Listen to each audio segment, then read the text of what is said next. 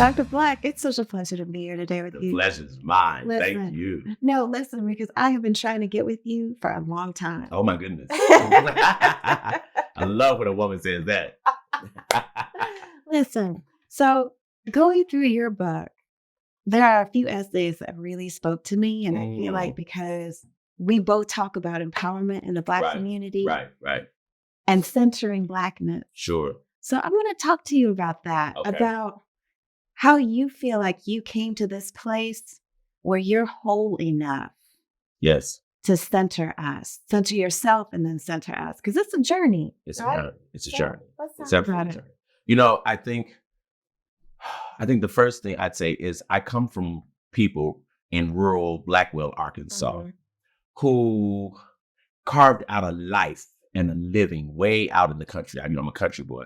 We were on a farm, and they carved out a life and a living outside of Western influences, Western eyes in many ways. Yep. Right. So that gave me a start. I mean, there were times where for weeks we would see no one.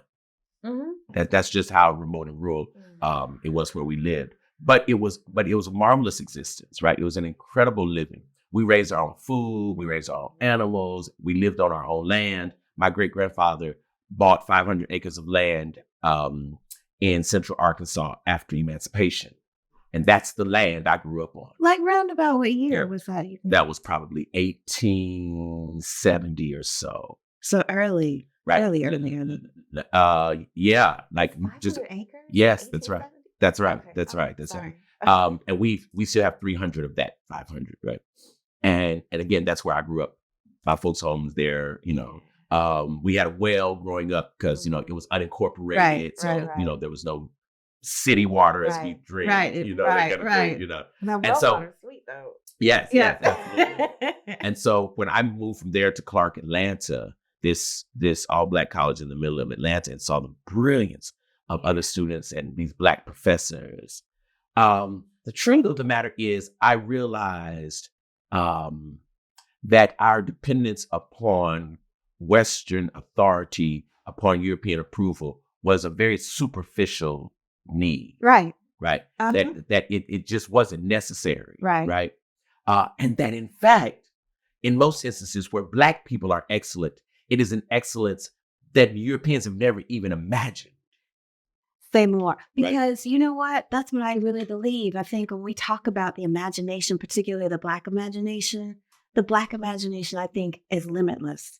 And we benefit from that limitlessness because we know we're just looking at ourselves and looking within ourselves, that it's so vast. Sure.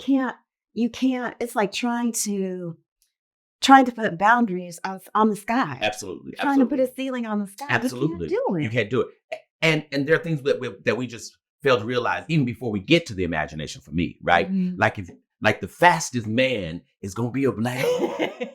But you know, you know why I think that is though? Because I was walking up the street the other day and I saw this young woman with her child, and her child was walking, and they were walking, coming across this white woman, and this child probably about the same age in the stroller. And in my mind, I'm thinking that child is developing those muscles. That child is developing endurance. That child is developing all of this strength. But see, I think white kids do that too. If you walk them on the street. I know, but I like when I see Black kids, I feel like, because the story idea came to my mind, that was like the child asking, "Mama, why are you not rolling me?" And because the mama is trying to prepare the child for all the things in life that are to come. And so I just feel like, as an aside, I feel like we prepare our kids by doing like the little things like that, that our kids don't understand until they get older, and then they become the fastest man on earth. Right? Sure. No, it's true. It's true. And I feel like if we really understood who we were, and if we really understood the depth of what it has meant to be African in this world, right? Like there are times when I will hear white singers and I'll say, there's no way if they were Black would they be recorded. Just no way. That would not have happened, right? That only happens because white folks get a pass, right? But the Black standard is so high. Right. but we don't think of it that way. It's just what we are. It's just what we do. It's kind of like on Thanksgiving, right? On Thanksgiving, I mean, we laugh about it, but it's really true. No, it's true. Right? It's true. On Thanksgiving, that dressing has got to be not just pretty good. Because you can talk about it. It's got to be right. Forever. It has to be right. Don't show up with a ratchet looking macaroni. Listen, in fact, just come. No. Don't worry. Don't cook nothing. Just come. Because they'll that reputation. The greens have got to be right. It can't be just pretty good. But what I'm saying is, we never think of it as this is an example, right, of extraordinary living, of excellence, right? It's never expectation. Yes.